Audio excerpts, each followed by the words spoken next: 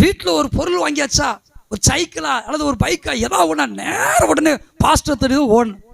சந்தோஷத்தில் அவருக்கு ஒரு காணிக்கை கொடுத்துட்டு இதுக்கு ஜோம் பண்ணி விடுங்க பாஸ்டர். ஆனால் இன்றைக்கெல்லாம் பாருங்களேன், வாங்கணுன்னு என்ன செய்கிறாங்க, மூணாரா, கொடைக்கானலா, ஊட்டி போகலாமா, அண்ணாள் மாதிரி ஜெபம்லாம் இன்னைக்கு கிடையாதுங்க. ஆண்டவரே நீர் எனக்கு கொடுத்தா அதை உமக்கு கொடுப்பேன் ஆண்டவரே. எவ்வளவு ஸ்ட்ராங்காக ஜெபிக்கிறான்னு பார்த்தீங்களா? இன்றைய கிறிஸ்தவ போதகர்களுக்கு, கிறிஸ்தவ மெய்ப்பர்களுக்கு இந்த தைரியம் இருக்கான்னு இருக்கிறேன். நீர் எனக்கு கொடுத்தா அதை நான் உமக்கு கொடுப்பேன்னு. இவன் திண்டு கடிச்சு மீது தான் அவருக்கு போகும், இவன் யூஸ் பண்ணி ஆகாததான் அவருடைய வேலைக்கு. கொஞ்சங்களா இன்றைக்கு இருக்கிற பாஸ்டர்மாராகிட்ட விசுவாஸ் அப்படிதாங்க இவனுடைய மனநிலை. அதனால பார்த்தீங்களா, எனக்கு நீர் கொடுத்தா அவனை வளர்த்து கரெக்டாக மூட்டை கொண்டு வந்து விட்டுருவேன். கர்த்தரிடத்துல கேட்கிற ஒவ்வொரு மனிதனுடைய மனநிலை இப்படிதாங்க இருக்கணும். கர்த்தரிடத்துல பெற்றுக்கொள்கிற ஒவ்வொரு மனுஷனுடைய மனநிலை இப்படிதாங்க இருக்கணும்.